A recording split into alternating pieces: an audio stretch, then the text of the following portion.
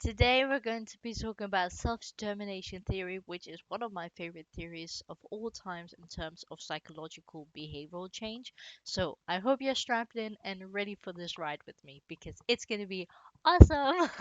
So, what makes self-determination so awesome compared to all of the other psychological behavioral theories that we have discussed? It's the fact that self-determination theory looks at the quality of motivation rather than quantity of motivation. Self determination theory, otherwise known as SDT, briefly explains that the level of internalizing, which is moving further to the right on the continuum, is important for behaviors or specific health behaviors because scientific research that the more internalized the regulation of the behavior is, the more resilient we are in the process, the more likely we are to overcome barriers, the longer we continue to do the behavior, and the more we enjoy doing the behavior itself. If we wish to help people change a behavior and maintain it for a long time, it's important to identify where the person is laying on the self determination theory scale and try to push them in the direction on the right side to a greater internalization. The model might look a bit scary since there are a lot of bubbles into one, and especially a lot of text compared to the most complex model that we have seen yet. Compared to, for example, the Happer, there were a lot of bubbles there, but nowhere near as much text. Don't worry, help is there, and it's way easier than you think. First things first, we have three types of motivation: amotivation, extrinsic motivation, and intrinsic motivation. Amotivation is what it sounds like. You have no intention of carrying out the behavior. Extrinsic motivation is where you carry out the behavior to gain something that is outside of the behavior. So let's say you're participating in a running club. Now, you hate running and you don't like doing it, but you want to run 10k. So you do the behavior, i.e., running, but not for running itself. You do it so you can run the 10k. That is extrinsic motivation. Intrinsic motivation is when you're carrying out the behavior because of the enjoyment and satisfaction you feel when you're performing the behavior. So let's say you have a Lord of the Rings marathon and you watch that because you find it funny and you enjoy the storyline and you think it's relaxing. So you do the behavior because you enjoy the behavior itself. You watch the movie because you like watching movies. Intrinsic motivation. If you look at the subtype of motivation, I don't talk about it a lot because no change happens there because you're not motivated to do so. But as it says, you don't really have an opinion on it, you're not going to do it. So, yeah, don't really think much about it. What's more interesting than the non regulation subtype of amotivation is the subtypes of extrinsic motivation. Now, the subtypes are external regulation, introduced regulation, identified regulation, and integrated regulation. Now, external regulation is the farthest down the continuum on the left if you don't go down to amotivation as such. But here, you perform the behavior because you want to achieve a reward or avoid punishment. And this is external, this is from other people. So, let's say that you want to finish this assignment and hand it to this person because then you get a ticket to the party, or if you don't do it then you get excluded. So reward punishment, but it can be a physical thing as well as psychosocial. If we look at introduced regulation, that involves an inner feeling of duty to carry out the behavior to avoid guilt. Now, even though the pressure is from within, you don't feel free to have a choice in whether you'll do the behavior or not. So, let's say that I'm a clean freak and I think, oh, I have to clean every Friday. and it's Friday and I don't want to do it. My house looks fine. And it's just a waste of time doing it. But I will guilt trip and shame myself into doing the behavior because I'm like, oh, well, you always clean on Fridays, and if you don't, you're a bad person, blah, blah, blah. And I shame myself, and it's very much tied into your self-esteem. So it's like knocking your head, it's like knocking yourself on the head for not doing things. So this is from within, but you don't feel free. If we just pause for a moment and imagine this as a scale, you can see that we have moved up halfway on the scale. So we're kind of in the middle. We have a decent quality of motivation. And this is where, even though it's extrinsic motivation, here we start to see more of those inner motivation things, but it's still under the category of intrinsic motivation because you're still doing the behavior to achieve something out of it. Now, if we look at identified regulation, this is where the behavior is carried out because the consequence that comes out of doing the behavior fills a personal value. Now, the person slash individual feels free to carry out and choose to do the behavior, but they do it because the outcome is important to him or her. Integrated regulation is where the behavior is in alignment with more or all of the personal values and self perception. So, this is kind of like, what is my identity?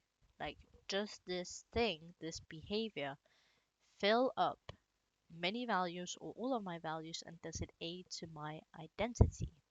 If you look at the scale again, now we have hit really close to the right. And this is like where we want to be. Golden zone. We want to be over here in the intrinsic motivation. So the more to the right you can go, the better. At the intrinsic regulation, here the behavior is carried out because of the enjoyment and the satisfaction that the behavior bring. So here you're doing the behavior for itself. So let's say you enjoy working out. You just go to the gym because you like how it feels. You think it's fun, or you think it's challenging, or you want to read a book, or you want to make videos, or play video games. It can literally be anything as long as you carry out the behavior because you think it's fun or you just enjoy it. That's the only key thing. And this is where we want to be. This is what I like to call the golden zone. But you can always have multiple motivations. So, whilst you enjoy doing the set behavior, you can also feel like, oh, I like doing the behavior, but it also aligns with my goals. So, you can have multiple motivations if you'd like. Most of the time you don't just have one. It's a combination of both, but ideally we want people to be on this right side because it's very internalized. You might meet someone who's at the introducted regulation stage, and there's nothing wrong with that. It's completely fine. It just tells you the level of the quality of motivation they're at. But you can help people get in touch with their motivation and their inner self and help identify and try to push them further up. Instead of judging the fact that they're at introductory regulation, you can be curious and ask, okay, so you ask them a series of questions about this introductory regulations, like, why do you work out? And they're like, oh, well, if I don't work out, then I shame myself and guilt trip. And let's say it's a woman, then you can say, oh, well, are you a mother? And if they say yes, then you can kind of try and get them in touch with their feelings. Like, okay, well, right now they work out because they guilt trip themselves and they think they should. But you can say, well, how do you feel about being a mother? And maybe they say, oh, I don't feel so good about, I feel like I could be better. And they're like, well, how do you think, or how would you like to be better? And they're like, well, I would like to play out in the garden with my children. And here, good mother is a value. Now, what do we know about values? They're in the identified regulation and the integration or integrated regulation. And the good mother is also an identity. She would like to be a good mother. So you can say, oh, well, maybe you can think of it this way, or maybe not explicitly say maybe think of it this way, but you can plant seeds in the head and say, okay, well, you're also working out to be a better mother, and you know, think of it like this, like now you can go out into the garden and you can play with your children like you wanted to, and you'll feel better about yourself because you're not that tired and you can just handle the day better. And here, it doesn't happen like this. It takes a while for them to get there, if they get there. Sometimes people don't respond to it, sometimes people do. Every person is an individual and every person responds differently. But this example can help you take someone from introjected regulation and push them further up. So now they don't just have introjected regulation, but they also have integrated regulation, intrinsic regulation, and identified regulation. By having these seeds planted in multiple places and further up the continuum towards the right, the stronger and the better quality of motivation they have. At the bottom of the self-determination theory model, there are three basic psychosocial needs, and these are key to look at because if these three basic needs are being fulfilled in the specific context of carrying out the behavior, the greater quality of motivation, or should I say, the greater internalization of motivation, will be achieved. If you look at relatedness, this is where you feel like you are understood, respected, appreciated, and liked. So, this is the sense of belonging. Competence is about feeling like you can carry out relevant behaviors and fulfill their goal and actually carry them out. Autonomy is about feeling like you have the right to choose and the responsibility to choose your own behavior so that you're not controlled by anyone.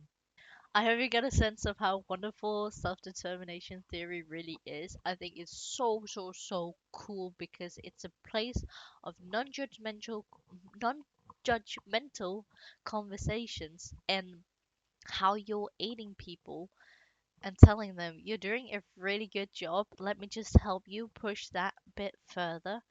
Um, and just really respecting them and what they want and their values. And I think it's awesome. I think it's great. So I definitely think this is the best model of all. It is a little bit more complicated than a lot of the other models that we have discussed since there are way more text in the bubbles. But I hope you learned something. And if you have any questions, you can drop them down in the comments. And you can also message me on Instagram or TikTok if you please. But yeah, I hope you have a wonderful day and I will see you later. Bye bye.